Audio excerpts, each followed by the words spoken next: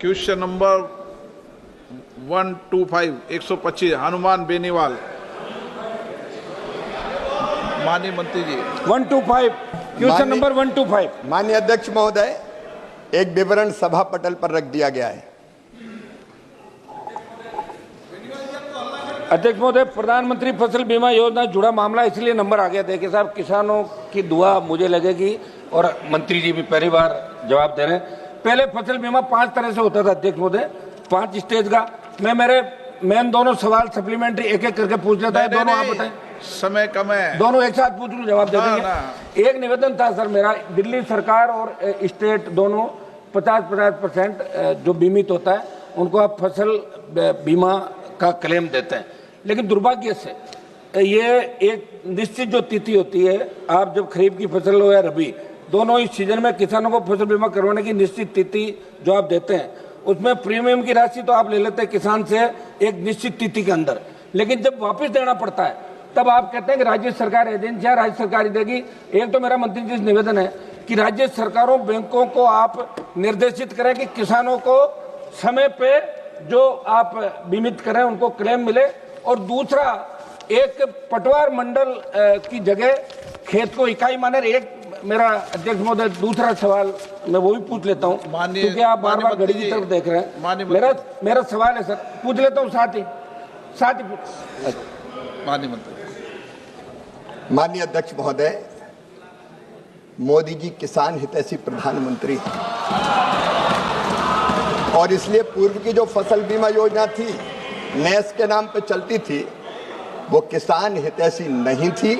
उसमें अनेकों परिवर्तन करने का काम हुआ है और एक परिवर्तन उसमें माननीय अध्यक्ष महोदय ये हुआ है कि अगर बीमा कंपनी किसान का जो क्लेम बनता है उसका समय पर भुगतान नहीं करती, तो अब निर्धारित तिथि के 21 दिन के अंदर अगर उन्होंने भुगतान नहीं किया तो 12% ब्याज बीमा कंपनी पर लगाया जाएगा, जो किसान के खाते में डाला जाएगा। दूसरा माननीय अध्यक्ष महोदय, मैं यह भी निवेदन करना चाहता हूं, कई बार राज्य सरकार के शेयर आने में देर होती है। कुछ सरकार तो ऐसी हुई जिनने शेयर कह दिया कि हम किसान का देंगे और दिया ही नहीं।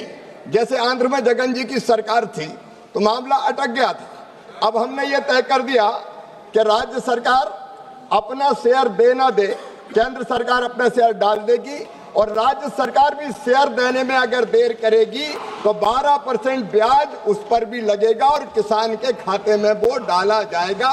ये व्यवस्था भी मोदी जी की सरकार ने करने का काम किया है।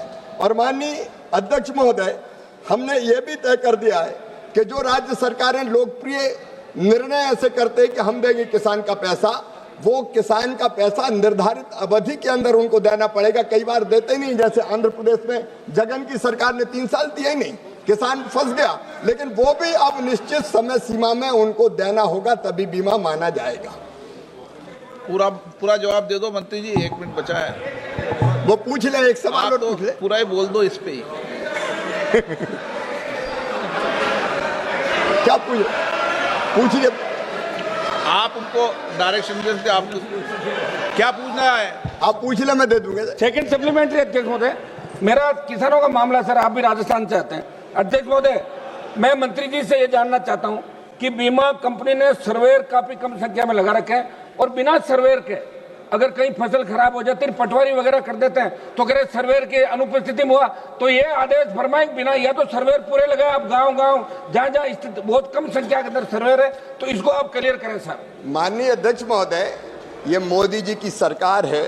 अब हमने सर्वेयर क्रॉप कटिंग एक्सपेरिमेंट उनकी उपस्थिति में होता था, दिक्कत आती थी। अब इस सरकार ने यस ट्रैक प्रणाली अपनाने का फैसला किया है। सैटेलाइट आधारित रिमोट सेंसिंग के माध्यम से हम फसल का आकलन करेंगे। कोई आदमी बीच में नहीं होगा जो क्रॉप कटिंग एक्सपेरिमेंट में गड़बड़ कर देता था। अब डिजिटली हम फसल की क्षति का आकलन करेंगे और उसके आधार पर पूरा का पूरा भरपाई किसान की फसल बीमा योजना के अंतर्गत किया जाएगा। जरूरत पड़ेगी तो राज्य सरकारों से, जब तक, क्योंकि कई राज्य सरकारों ने व्यवस्था लागू कर दी है, जहां जरूरत पड़ेगी वह सर्वेयर बढ़ाने का भी कहेंगे। धन्यवाद। प्रश्नकाल समाप्त।